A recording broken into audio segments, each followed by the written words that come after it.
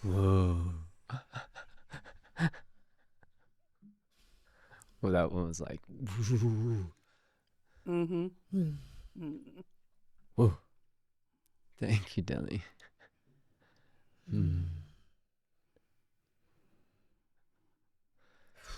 I can't speak yet. Yeah.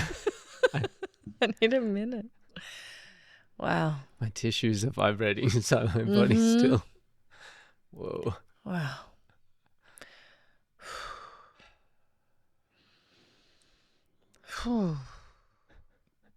What was that prayer? What was that gift?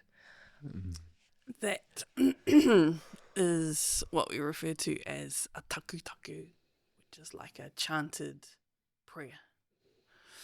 And the first 3 lines, which are the same 3 lines that are repeated, tēnei o, tēnei o, tēnei o, which literally translated means like, this is me. This is me. This is me. And the way that the whakapapa or lineage to that taku taku comes from a beautiful brother over in Aotearoa, Tēnā Reno. He's from the east coast of the North Island, Ngāti Porou.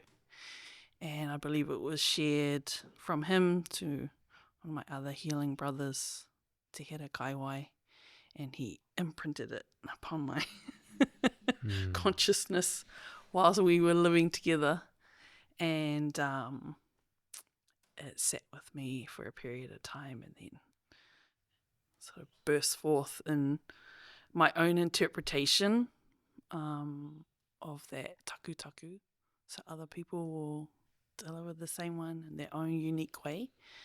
My particular version of that was birthed alongside our breathwork kaupapa, hautapu. So it's journeyed everywhere and it's opened every hautapu space and many other spaces. And it's a way to mihi or acknowledge to wherever my feet are.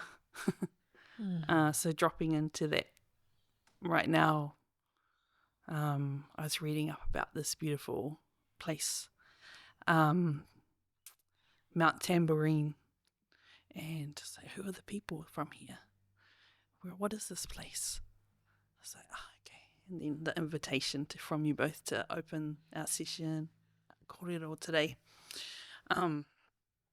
So it was for you and for everyone else, but it's really for this place, for this whenua and this land and the people who have been here way, way, way before us. So that's why you get the... It just like ran through the center of me, like, and just went.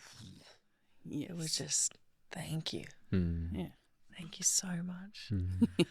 Yeah, it still always brings a tear to the eye, that one. I reckon. Thank you. Wow. Fire it is.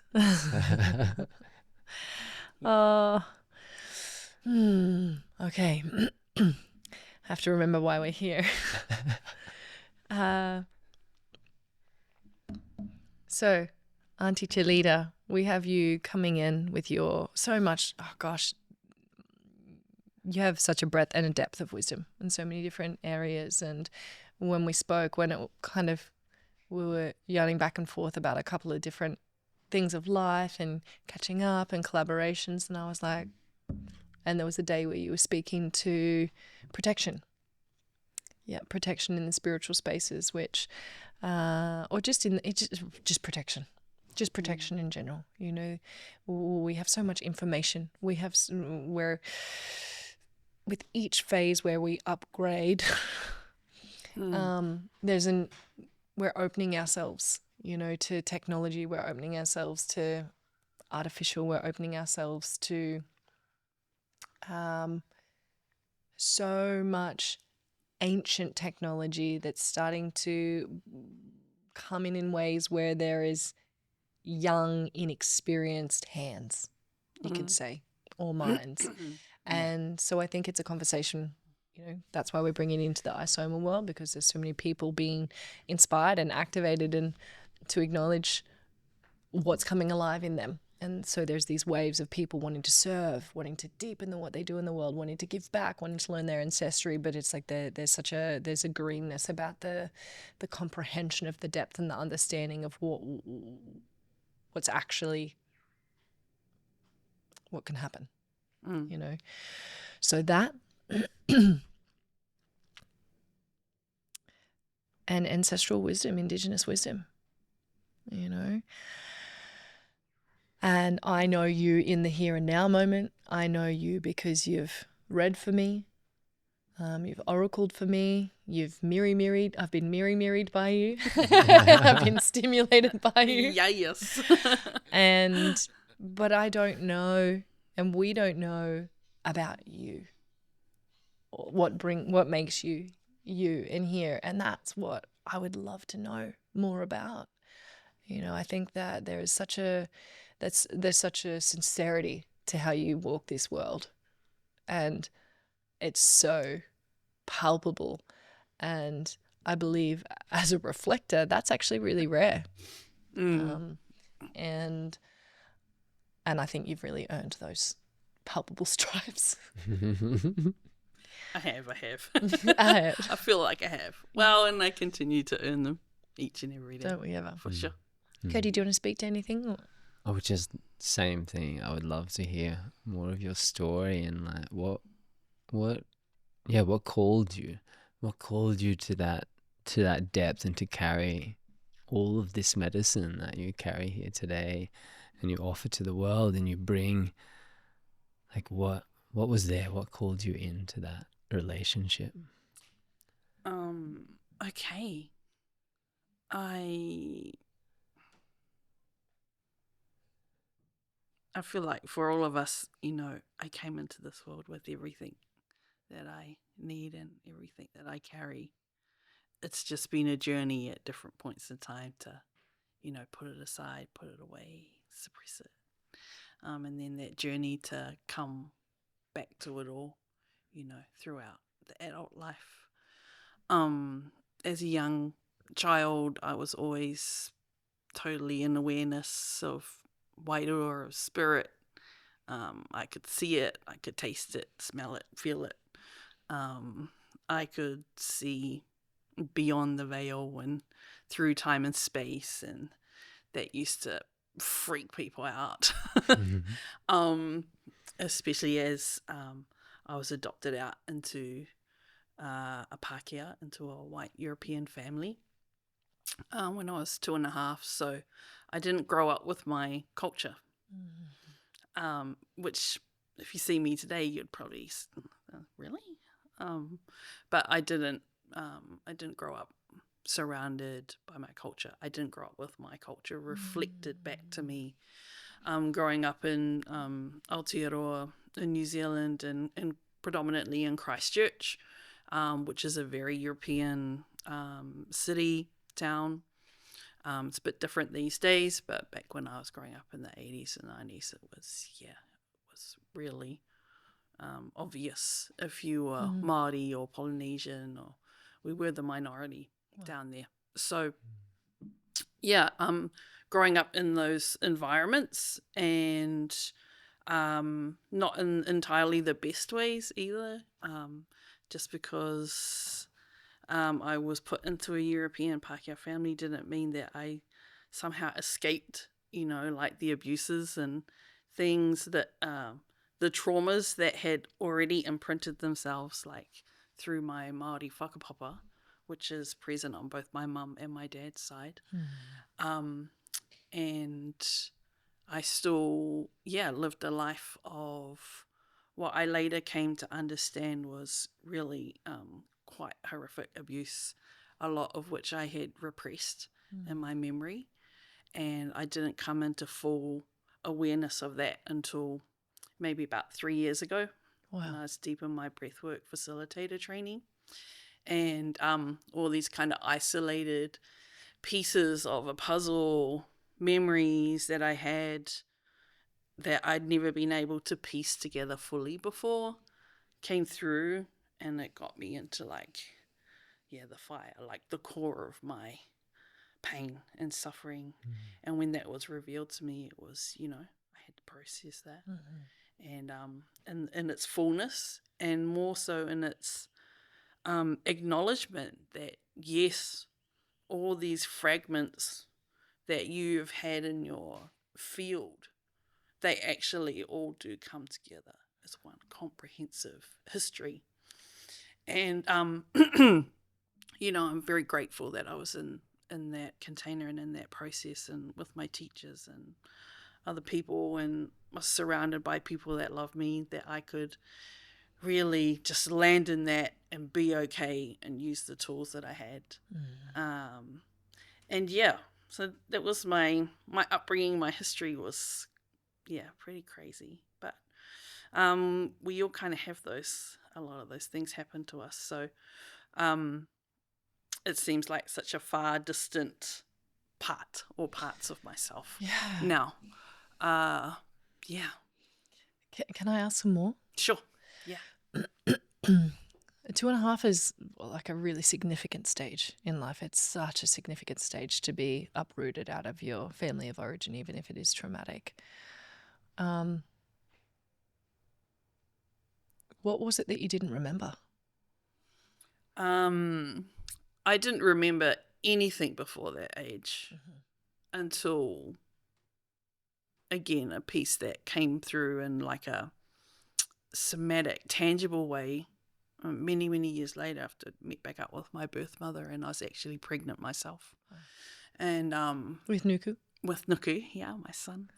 And I was with my birth mother at the time, and then there'd be times when she would touch me, and I would flinch physically, like I didn't want her to touch me. And then I sat with that and went into some meditation around it, and I got taken back into like that exact moment when that was like the handover, and it had, I felt it like in all of my beingness, like that contraction and that sadness and pain. And it was just like I was instantaneously back there. And that was the first thing that that was the first time I'd ever remembered that. Wow. Yeah. And then extending on from that in terms of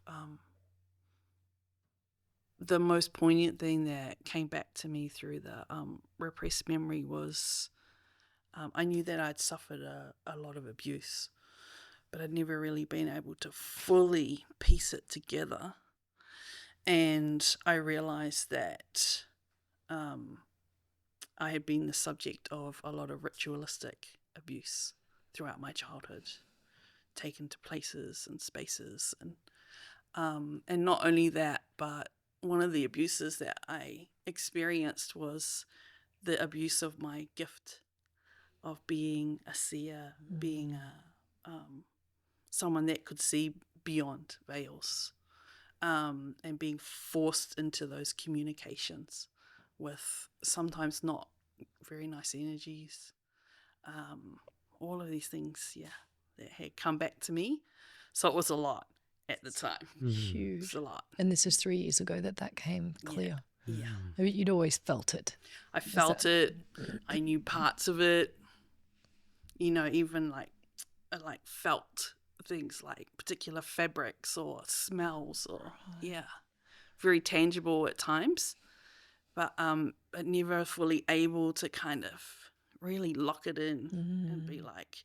And also, I feel like really the key is this confirmation And for me, when I'm working with others, I always say, like the acknowledgement is the key. It's when we put the key in the lock and we can unlock it, because we get to bear witness, we get to really fully have ourselves acknowledged, or acknowledge others, that yes, I see you. We're received. I see that you experienced this and this happened to you. And that's what I got in that moment. Was and it was painful, but it was beautiful all at the same time. Yeah. It was freeing, because I was like, it's true.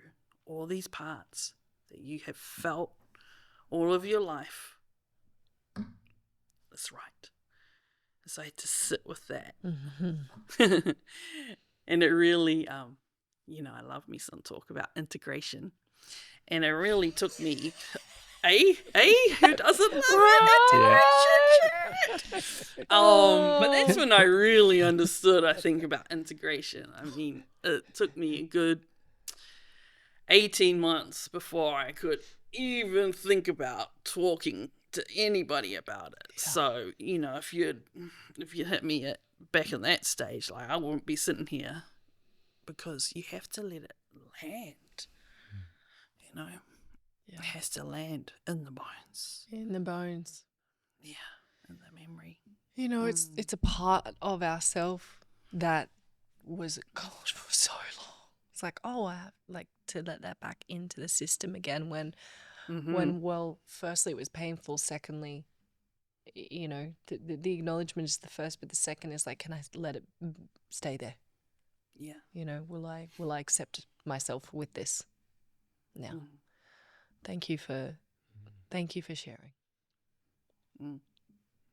Well, I know for certain that I'm not the only one, that's experienced those sort of things. And so,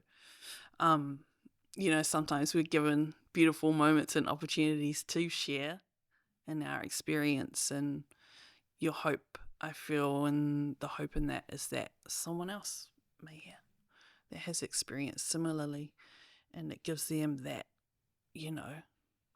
confirmation to be, I felt that. This is something, I feel like this has happened. Yeah. Especially like when we're talking about like repressed memory. Like, I don't feel like I hear a lot of people talking about that. Maybe because, of what it is. Yeah. And how has it shaped you since 3 years ago? Since that integration, what's different now for you? I feel that up until that point, I was definitely operating from trauma, from dysregulation, from all of those. In all general? of those places. Yeah, in general. I mean, I had been in my work for a good 7 years or so before I went into that. So I'd already done a few layers. Yep. You can trust in that, but it was getting to the core of the issue, which is when I'm sharing about breathwork and my personal journey into breathwork. I mean, I won't ever serve any rongoa, any medicine to anybody that I haven't taken myself into. Oh. And so, getting into the depths and the core of that and having it acknowledged, having it freed and taking up, so that it wasn't taking up space anymore in that form. Yeah, okay. Unlocking it. And then, like you say, like allowing it to land. And then coming to a peace with that and coming to a place of grace we were talking about earlier. Grace within myself and grace with all those that had trespassed against me, and really then... Oh, I feel that. Like, pulling it all back in and reclaiming everything, which the last 10 years of my life have been personally about that. we're talking about protection. So for us, the ultimate protection is tapu, or sacredness, sacred space.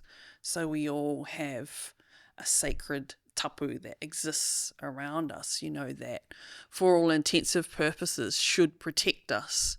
But when someone has trespassed against you, they've broken the tapu, so it's become devalued in a way. And if you're not in a position whereby you're educated and instructed about how do you fix that, how do we remedy that, how do we heal that, how do we clear that immense amount of distortion from the field, physically, mentally, spiritually, emotionally, relationally, how do we fix that?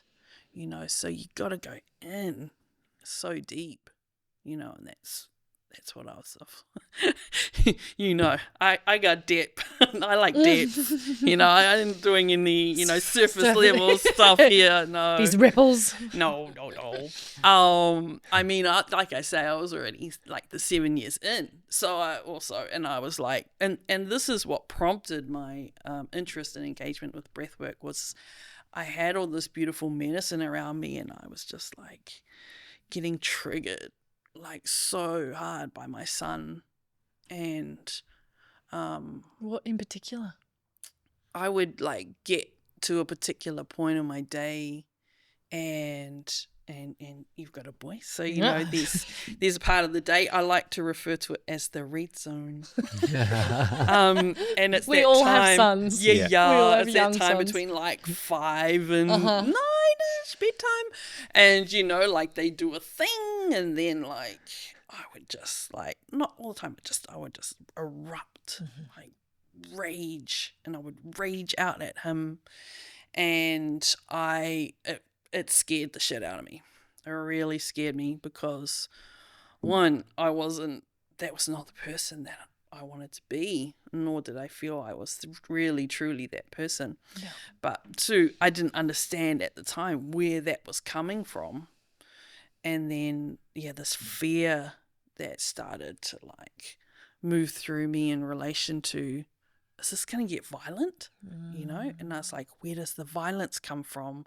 Because I'd worked so hard to kind of dissipate that violence that I have had and felt at different parts of my life. But for this, and to be like targeting that at my son, and I was really scared.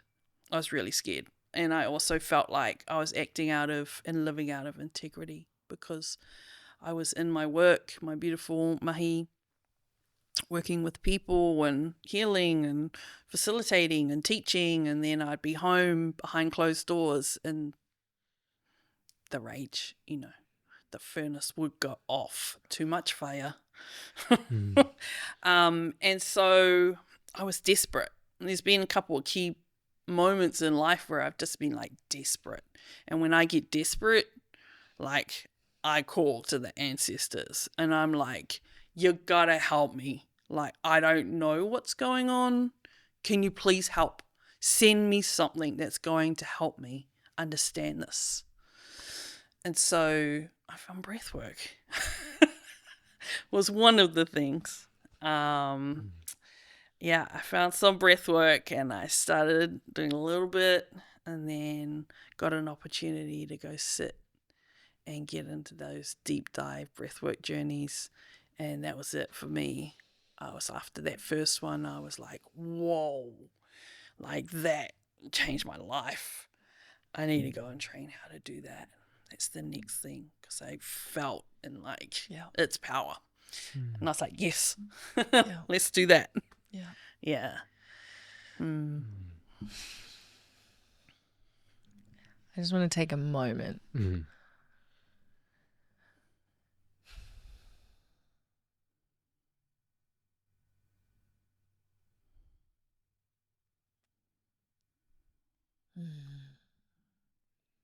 Like the respect and the love and appreciation I have for you as a woman and as a mother, and for what you do in this world. and for the quality of humility and courage that takes.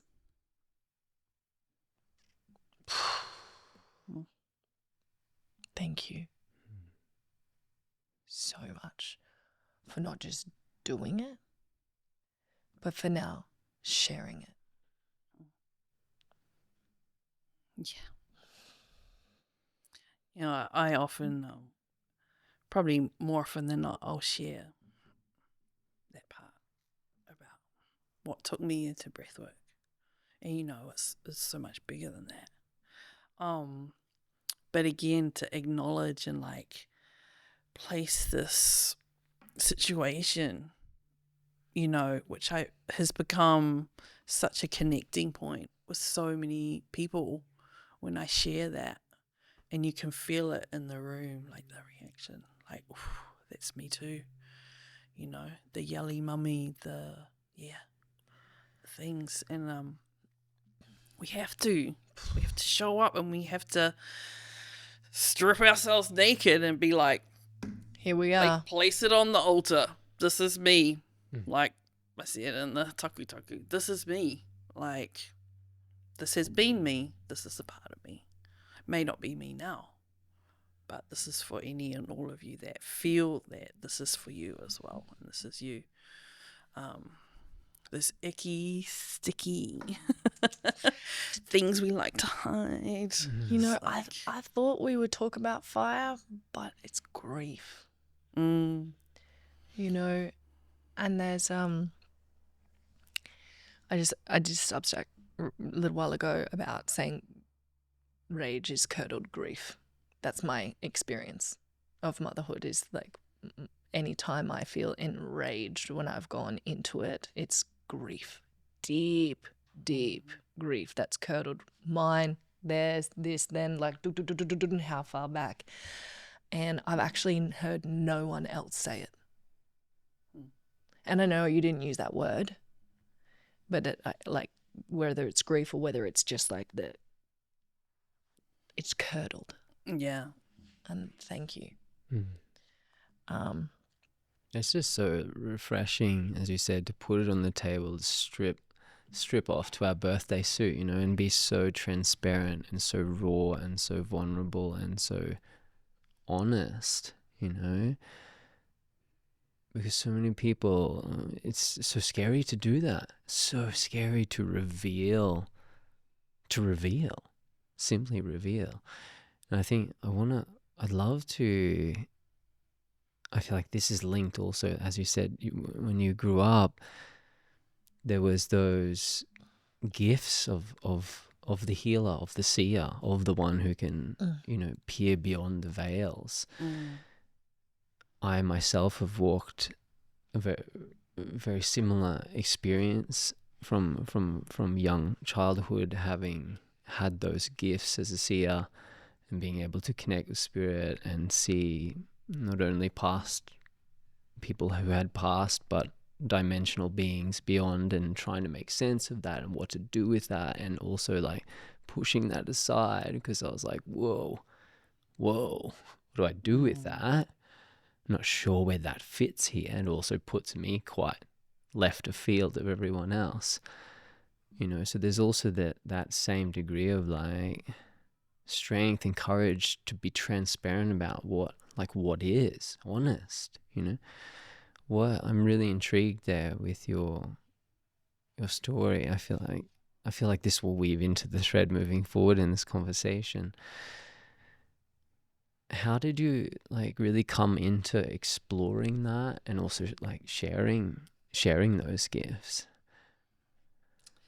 Yes. Well, I think there's been different versions of it throughout time. I mean, even as a child, I learnt fairly early on that in everyday life, like, we don't talk about that. And if I ever said or did anything, then I found out about it. So I became very quiet about that. But you could still always find me down in the garden playing with the fairies and making potions and still what I love to do now. Playing with my imaginary friends. So there was ways that it would still weave itself. And as my journey has unfolded, there's different parts that I've connected back in. Like I used to have this old Maori woman. She would come and visit me in my moimoia, in my dream space. And she would sit beside the bed and she would speak in this language. And sometimes she would be there like all night, just like reciting these, I don't know what they were at the time, reciting. Okay, I'll say that lady again. I much later found out, after I'd found my birth mother and met back up with my grandmother, and we were flicking through some photo albums, and she opened this page, and I like jumped out of my seat, and I was like, that woman, that kuia, that grandmother in the photo was the one that used to sit beside me in my dream space and recite like prayer, karakia, prayer, whakapapa, like imprinting it.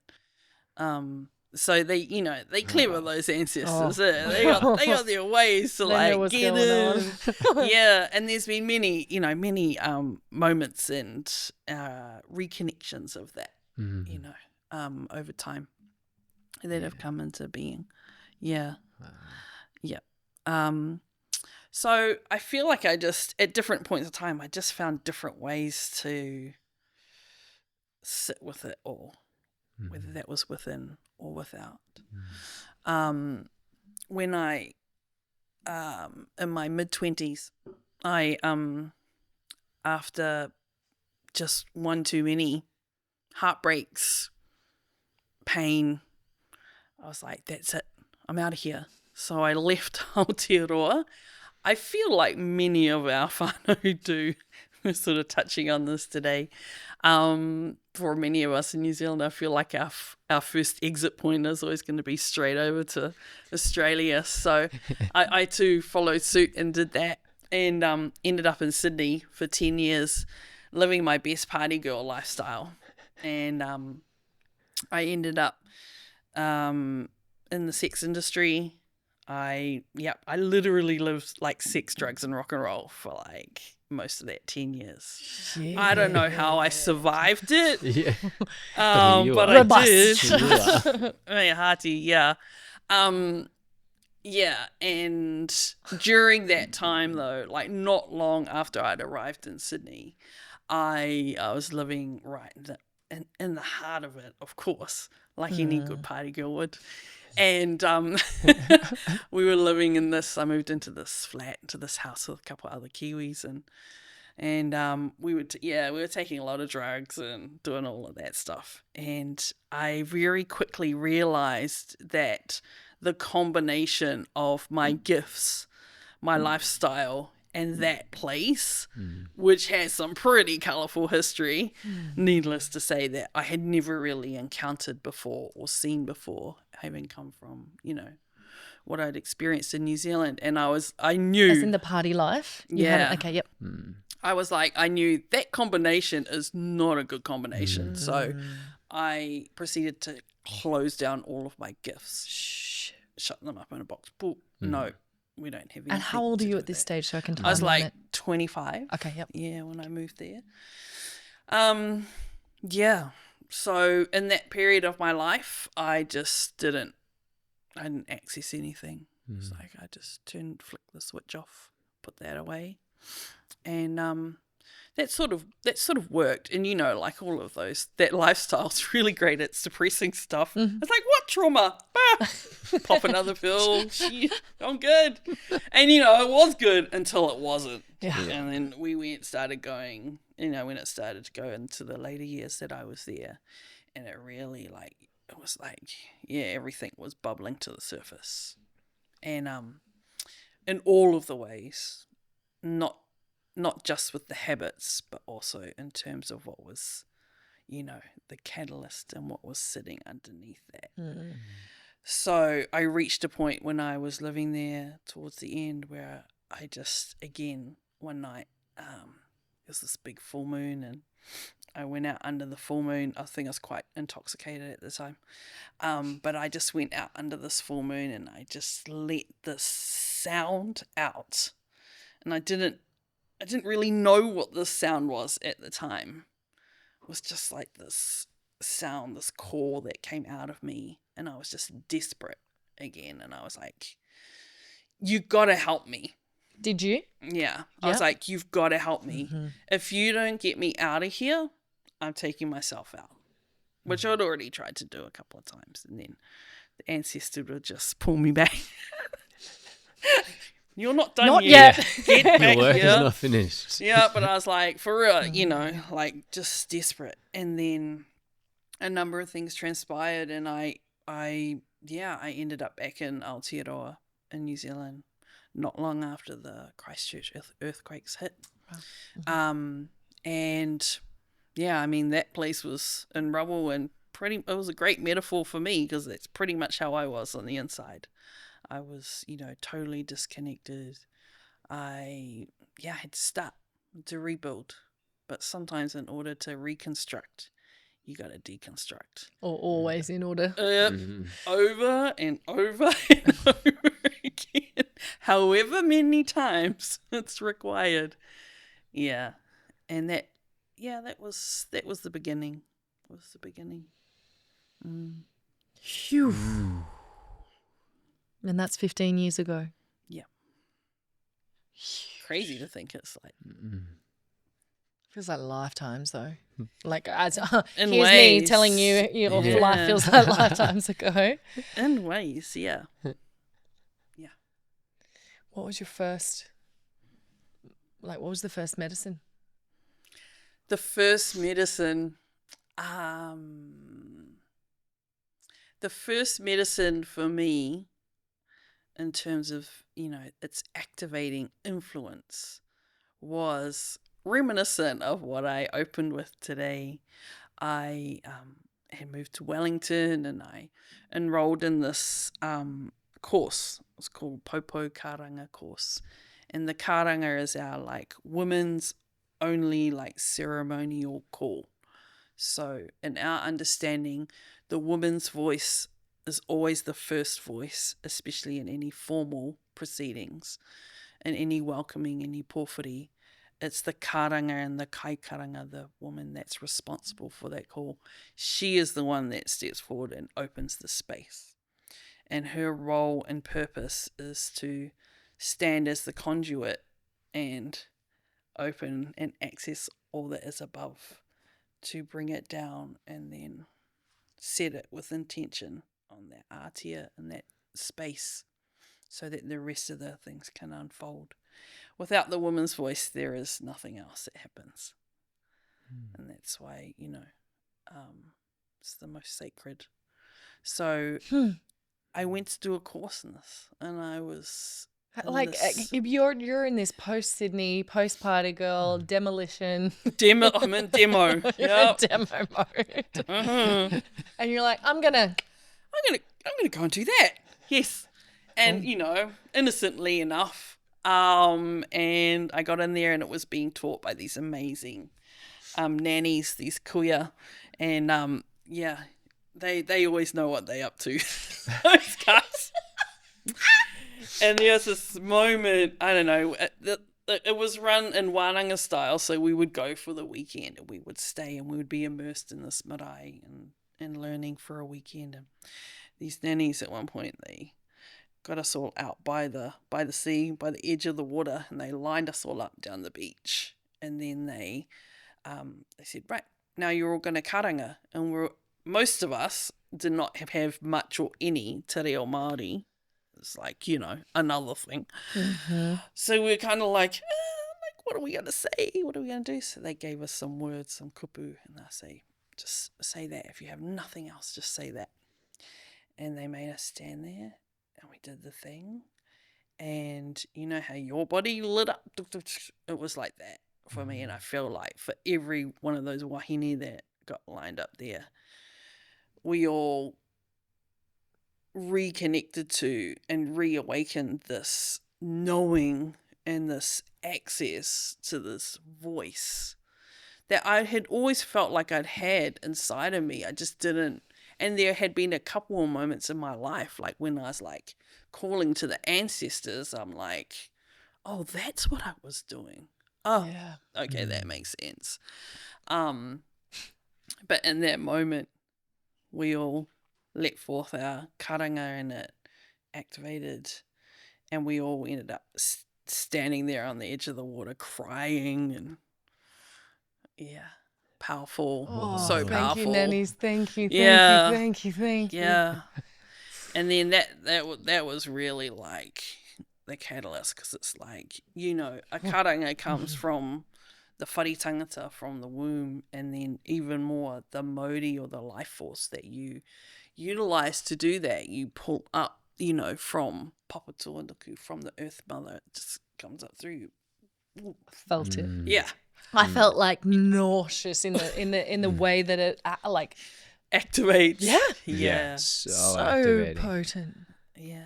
Yeah. Lined You you know, up. just I like that you said Lined you you up. up. Lined It was us like- up. Lego. Yeah. It's like I just had this vision of like the ancestors lining you up and like chicka-boom, chicka-boom, Oh, chicka-boom. yeah.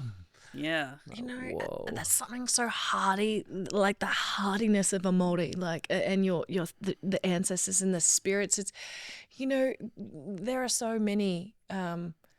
Every single Indigenous peoples that I know of, that I've interacted with, they all have like this unique, precious beauty. And I just, whether it's not because you guys are closer, or I dated a Maori for 5 years of my life and was exposed to, you know, the beauty of it. But they didn't speak the language, if I'm honest. Like, it wasn't, they were separate from, but it was, you can still feel it.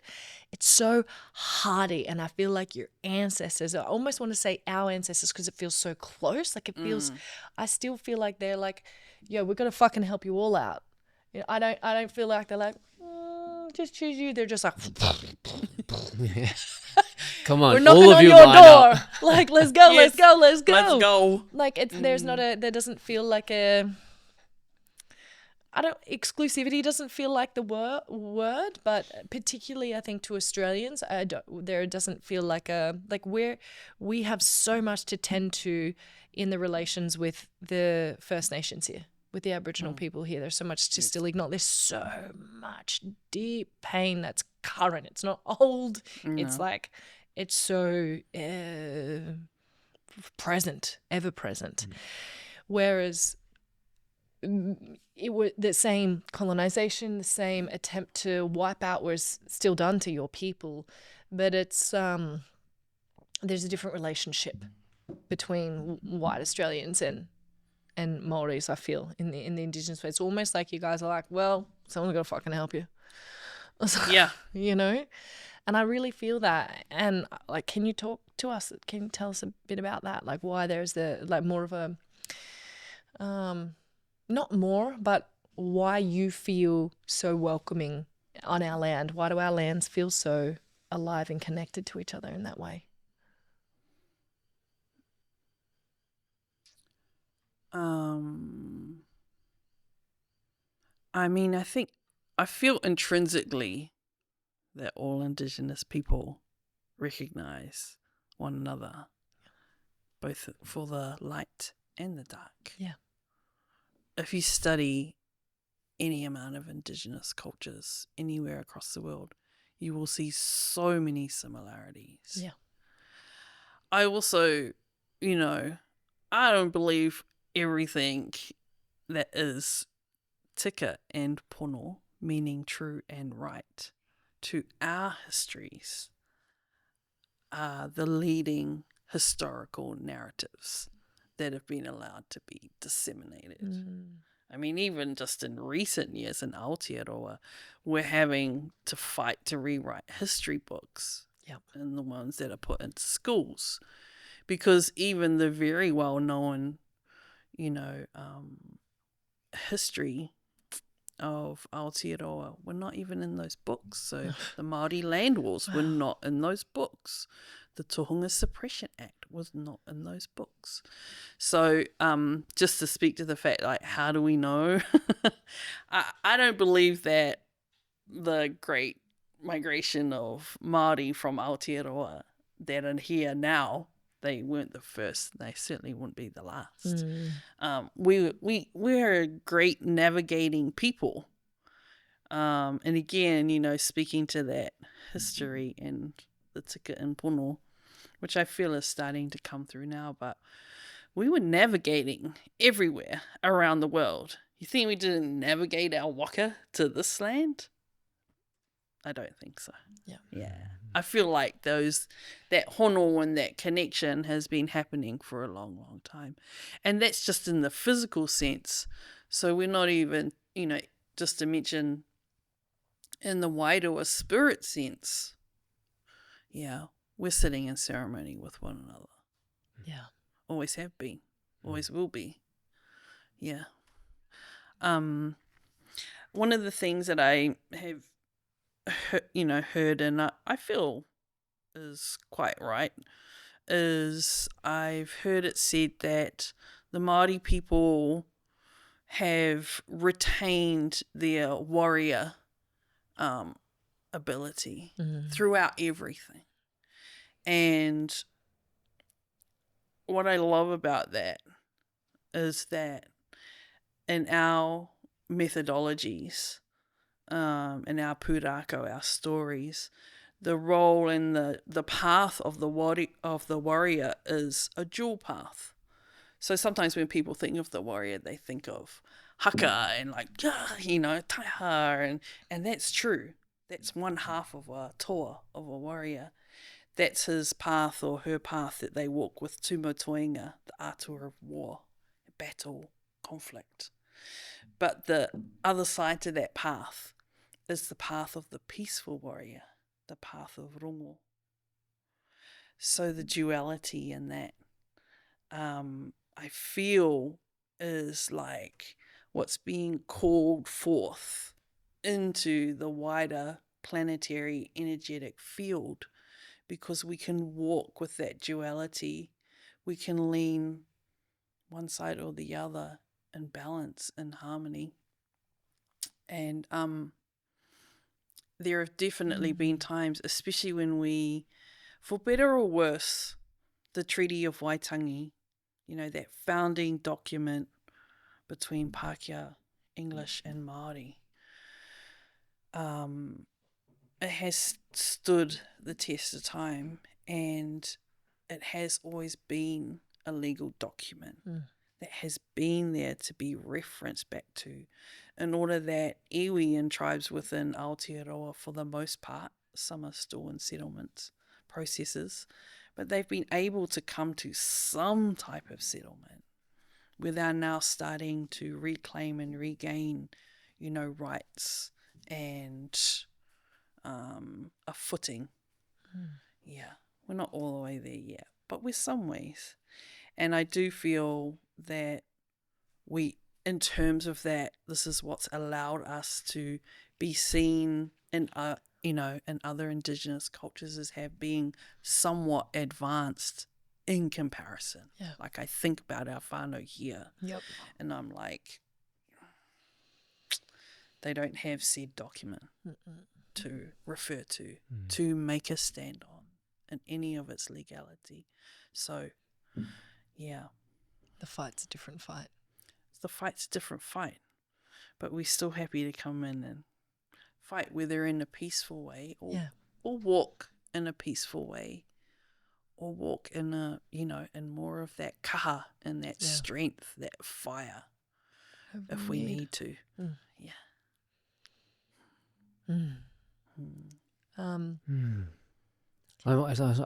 Go. Peace, I have the my next question warrior, for Auntie El, but I'll keep it. I love that one. Can you speak more to like those? That's really beautiful to understand, like that two parts of the warrior, right? Like that warring battler of the warrior and the peaceful warrior. I think we've seen a lot of that battle warrior. But what to you is, like, what is the embodiment and the action and the qualities and attributes of the peaceful warrior? Like, what does that look like? For me, it looks like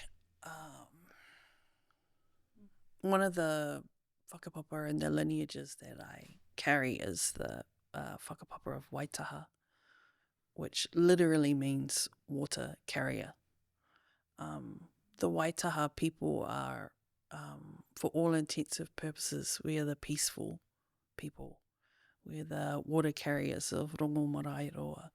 So I carry that whakapapa and lineage, and then I also carry very much more the other toa warrior energies from my Ngāpuhi and Ngāti Kahu side. So for me, that duality is ever present.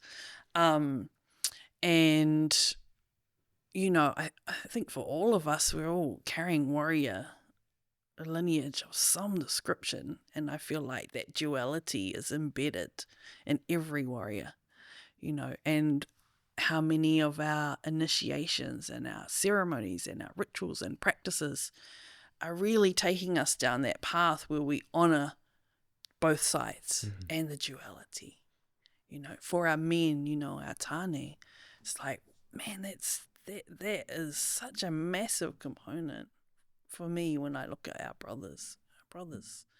It's like, I know that you know fire, and I know that you know how to rage and battle, fight, and that's important. But can you drop into peace? For our sisters too. You know, none of us are immune. And so when I look back at my life, I mean, I could tap that warrior energy, you know, that fire, that, battling rage. Sure, that's what would, you know, come to the surface. So in a large part, what my work has been coming back into right relationship with that duality and being more in my maurito, my calmness and my peace, being able to find that using all the many tools that we can use and access. And I mean, there are time and places for both of those energies, and there are, as we know, there are good ways in order to tap into and use that powerful toa energy, to get shit done sometimes. Sometimes we need the fire, you know, and then other times we need to carry the water and be, our Waitaha people are gardeners. Our rongo marae roa, the atua of peace. He's also the atua of cultivated foods like the kumara. So, you know, I'm sure you've all been gardeners, had your hands in the ground, in the marakai, growing food, you know, like what kind of energy, what kind of Maori does that gift to you? And it definitely takes me back into a peaceful place. And there have definitely been points in time when, you know, I've been deep in processing, and I would just take myself out to the garden and just dig weeds out.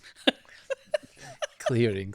Oh yeah, so cathartic. You know, like, but also, you know, like, it gives you that opportunity to get some of that kaha and that rage out. It's like,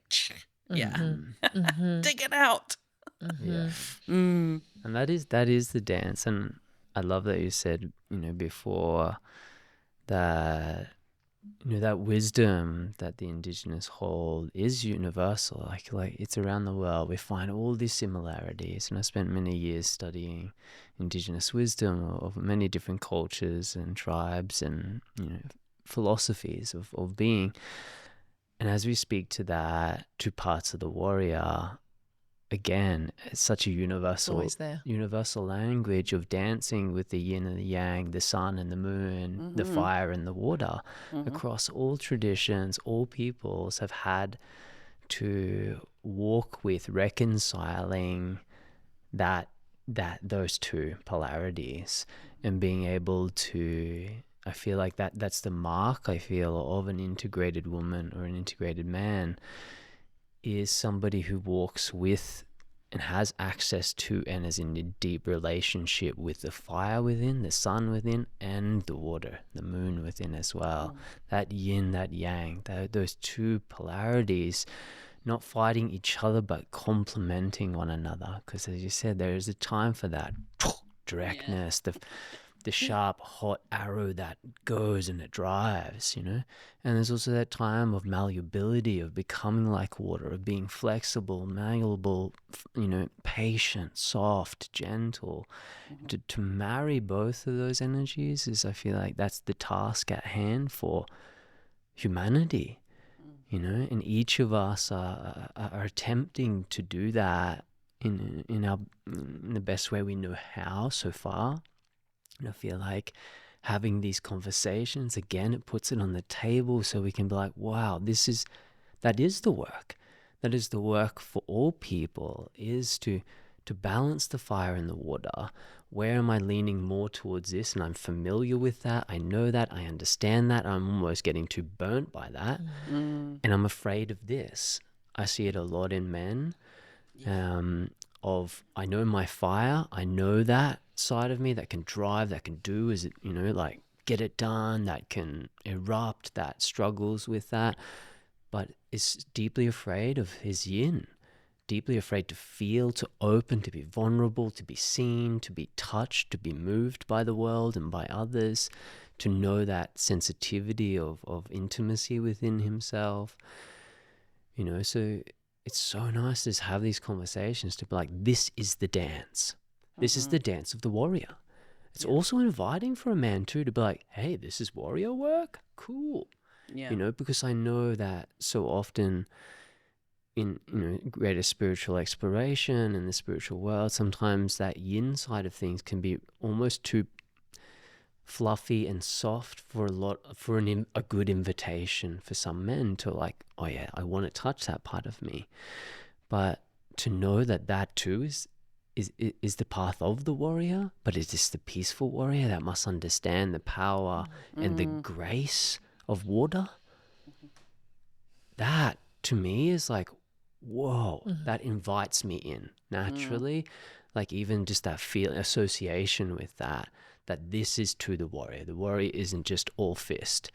He is, and she is the opening, the softening, the allowing, the fertility, just like the earth. Like it must be not cracked and dry for that seed to be planted. It must become fertile and soft. As we're talking to gardening, we tend to our gardens, we pull away the weeds because they're sucking the nutrients from the plants that we actually have in there. We need fertility and we need water then to nourish that earth so it can receive the seeds of new intention, of our intent to move forward in a good way, in a greater way of integration, and understanding those, you know, those two polarities within us. So thank you for like speaking to that, and I feel like that's really gonna bring some clarity to a lot of people.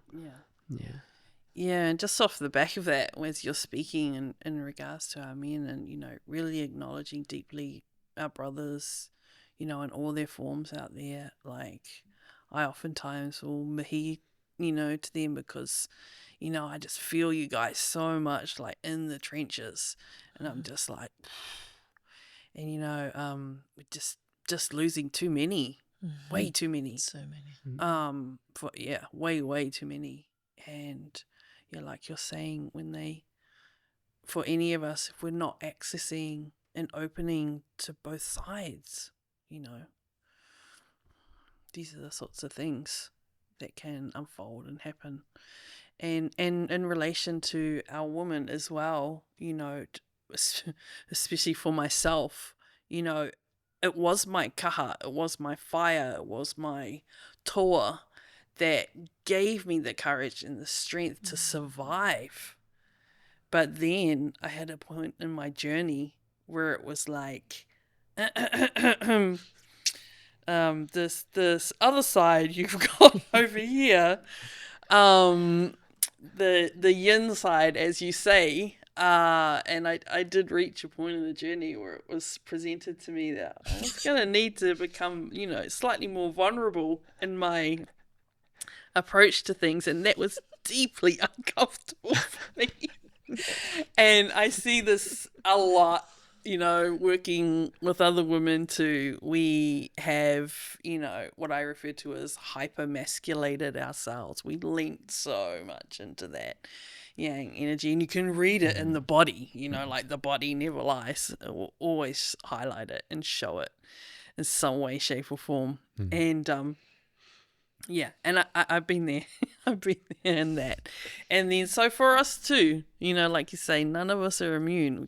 We got that rebalancing to do in order for us to be, in good relation and harmony with both sides. And it's an ongoing.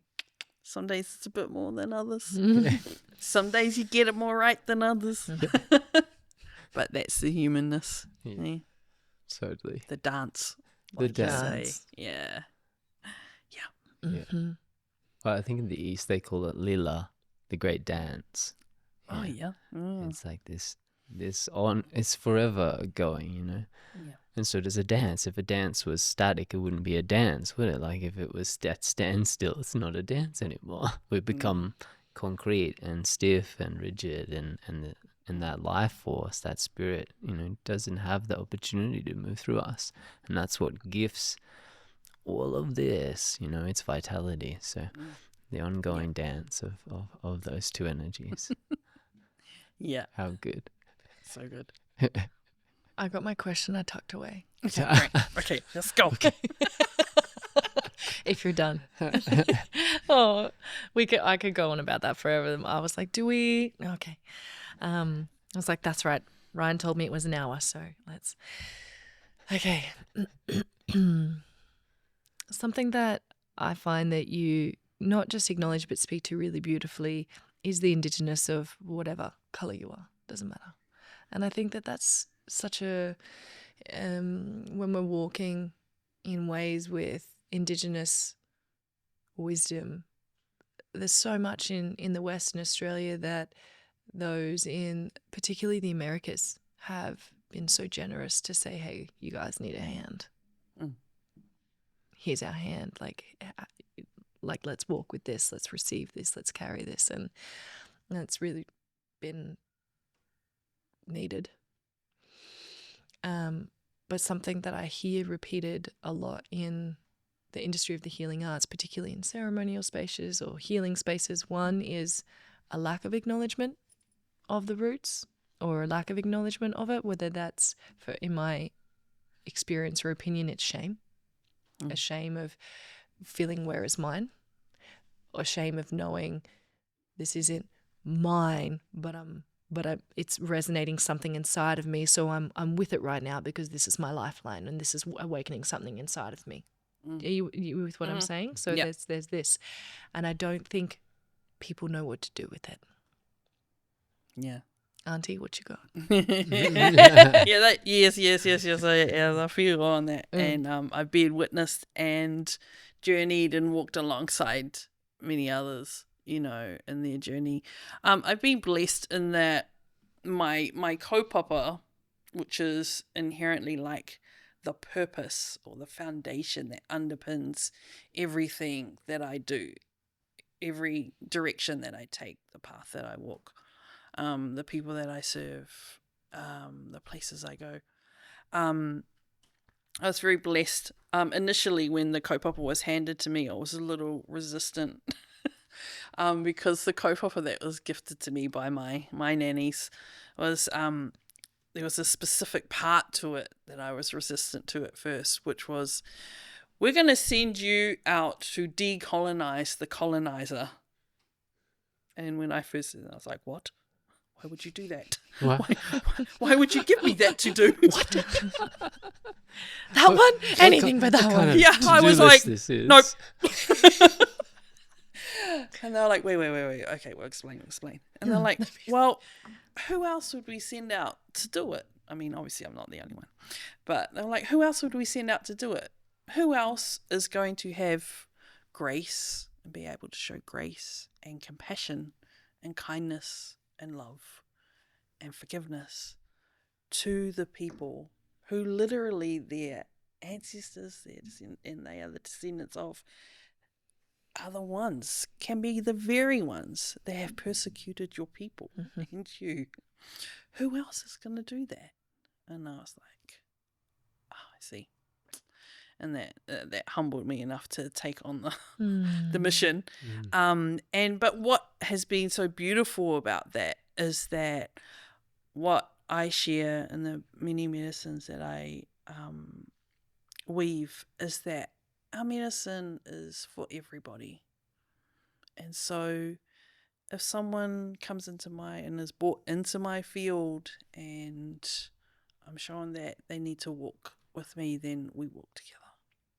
And that's irrespective of what size, shape, colour, whakapapa, lineage they are. Like, we're together. And my understanding in that too, when it was first given to me, was that, and I often reference to this, in our generation as being the bridge generation, and that we are here, we are carrying all the intergenerational trauma, sure, but we're also carrying all the intergenerational gifts. And so coming back into right relationship to clear the distortions from the field, to come back and reclaim those gifts and step fully into that purpose.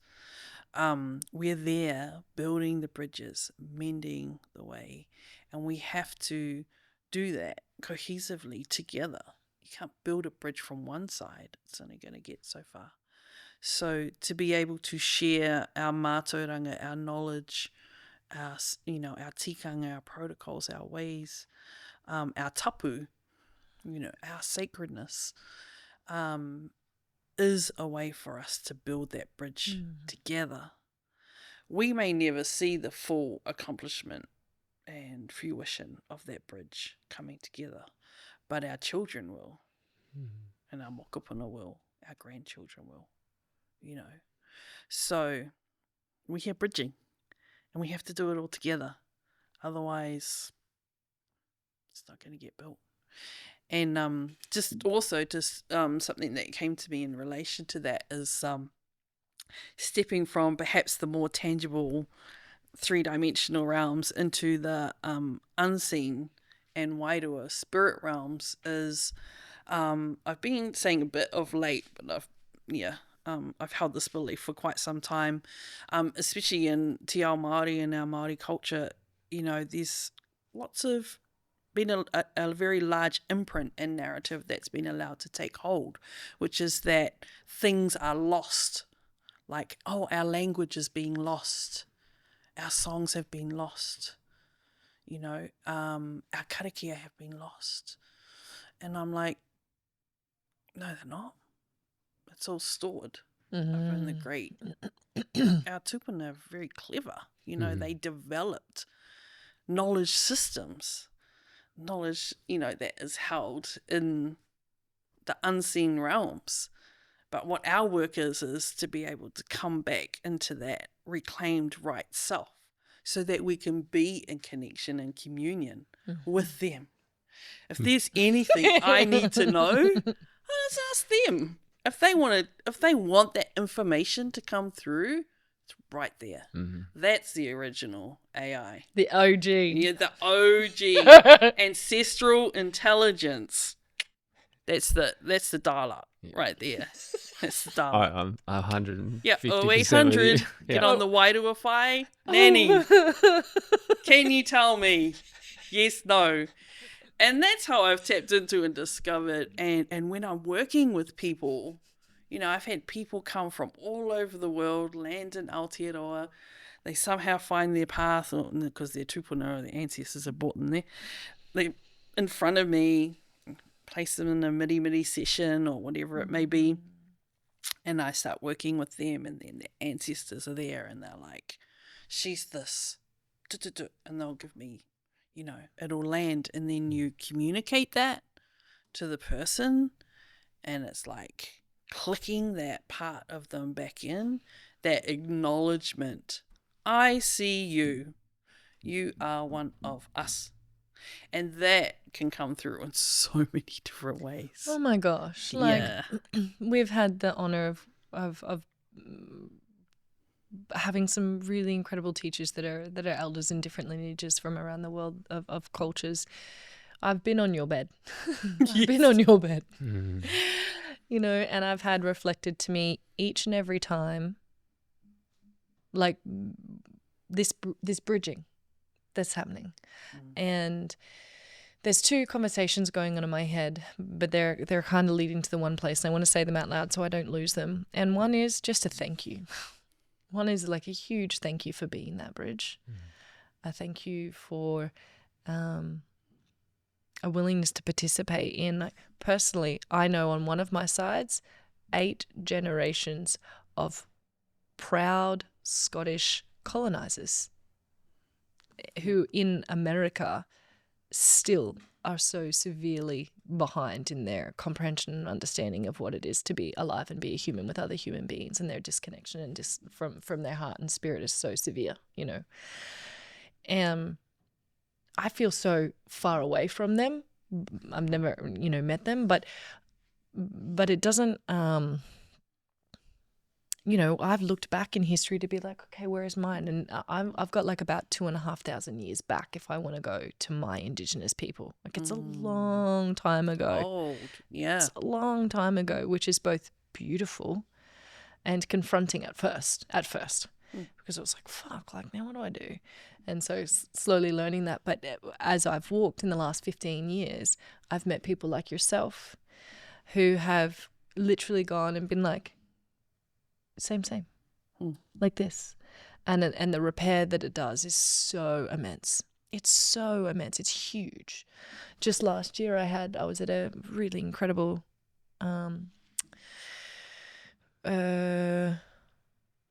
it was 3 days. Sat with an elder from Chavin in South America, and her son spoke a little bit of English, and he told a beautiful story about his peoples, and a lot of them went underground when the English came and tried to make them all Christian, and they were like, nope, see ya. Yeah. Stored a lot Sounds of, familiar. And he told this incredible story. And at the end of his story about his people, and one of the settlers came in to try and learn about them to then take them over, and then the settlers came in and sat with the settler went in and sat with the medicine and was like, oh, whoops, it's my people that need to learn that these people are the peaceful ones and we need to listen. And it was like this beautiful flip. Yes. And he turned around and said to all of us, he's like, oh, because we're family. Yeah. And like, it was another moment in time of being like, huh. And so it's these incredible bridges that, you know, you're building, and we're so grateful, you know, because it's taken time that's always been known. Like, I've always felt that. But until it is acknowledged on the outside, it does. It lands that key and it goes. Yeah. And so I'm so grateful for all of for my friends whose Indigenous cultures are still alive with their language and their ways, who look us in the eye and say like, hey, remember your family, so that we can be together, so that we can be together again in so many different ways. Yeah. And it doesn't mean that we don't, you know, I'm still so deeply inspired to my lineage and my ancestors in this flesh body, and it's so enlivening and deeply belonging and repairing to walk that direction as well. But without the here and now of people like yourself, it would be much harder. So thank you. Yeah.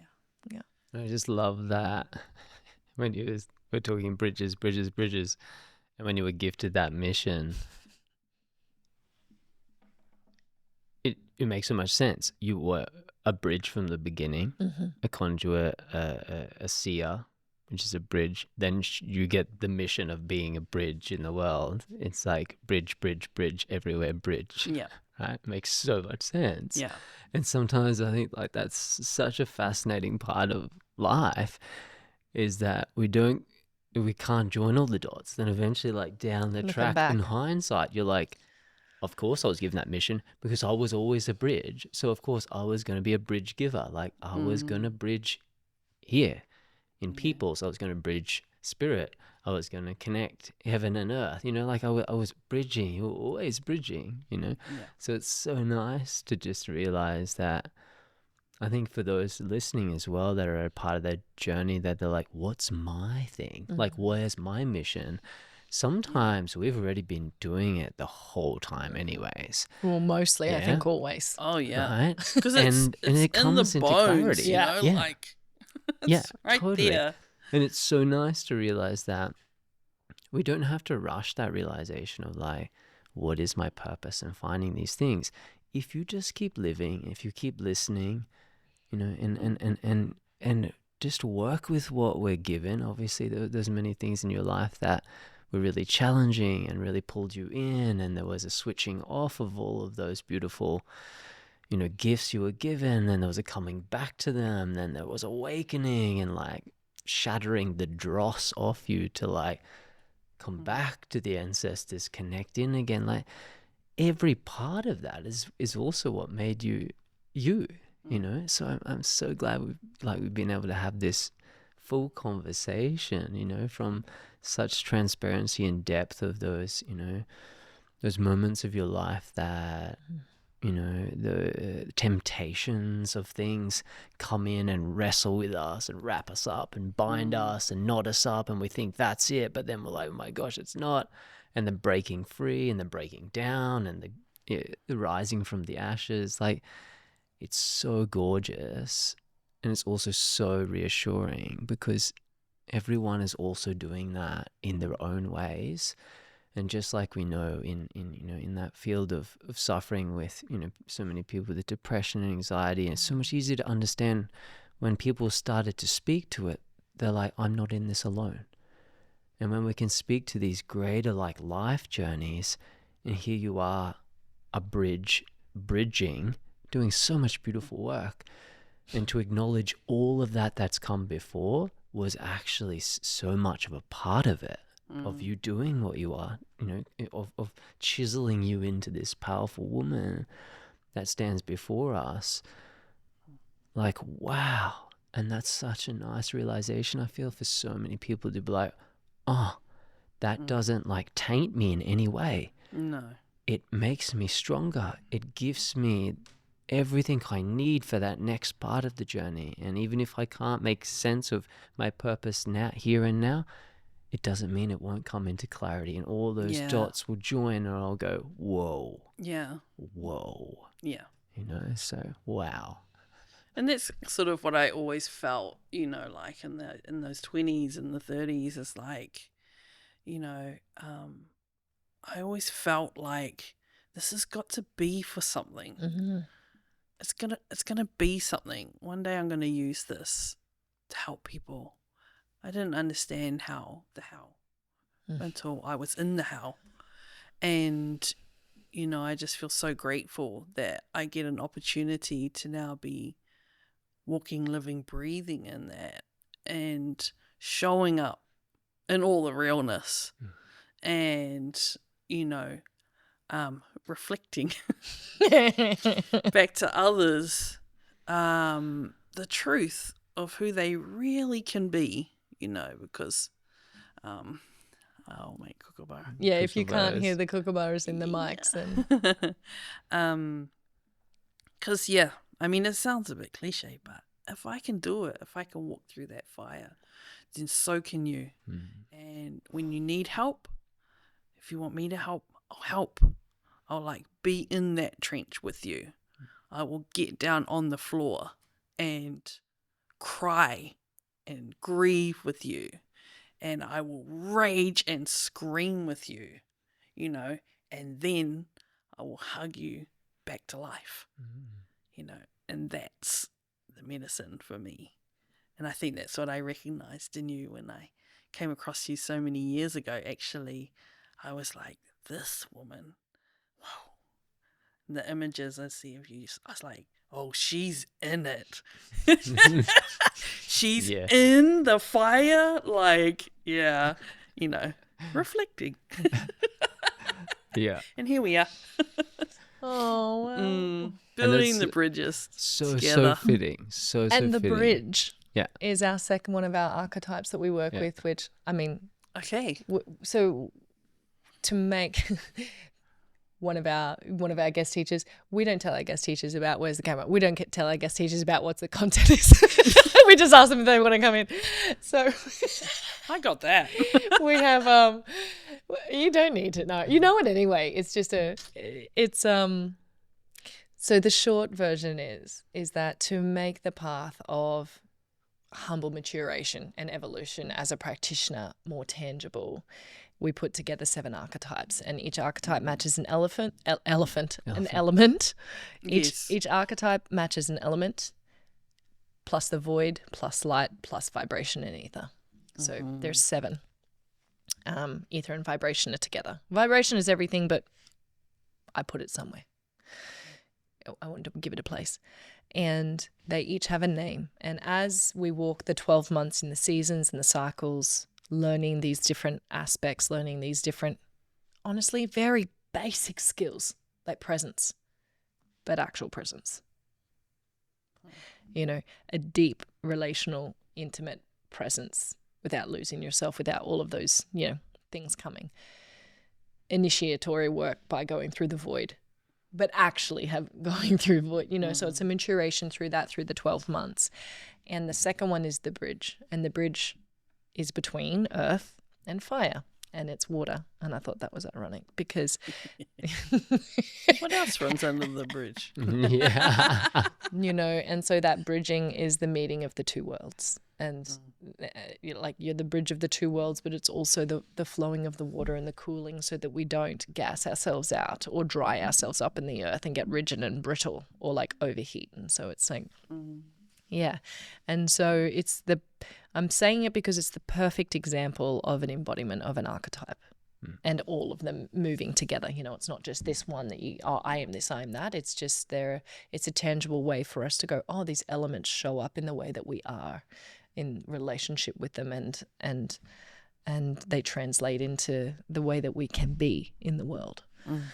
And oh man, the bridge in you.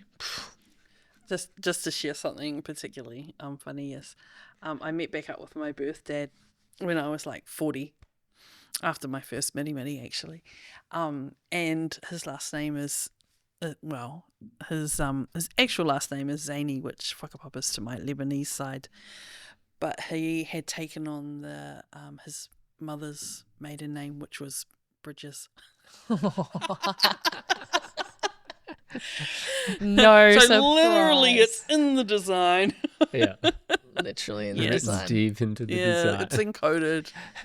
There's so much that we could like continue on. We didn't We even touch on could. protection, but like we're going to do that in the 12 months anyway. Yeah. And there is so much of you.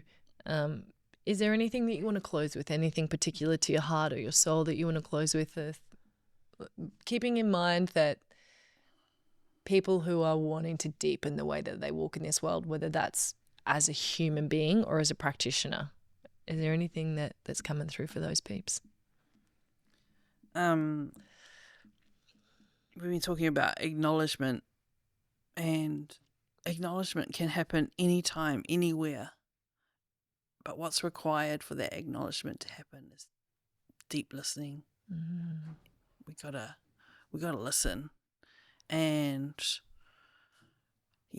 just taking those pauses and those moments to drop instantly in a moment into the sacredness, into the tapu, with mindfulness and presence.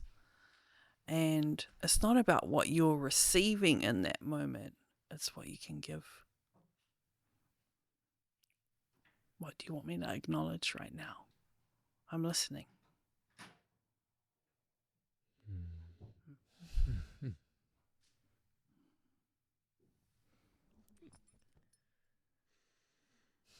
Thank you, sis. You're welcome.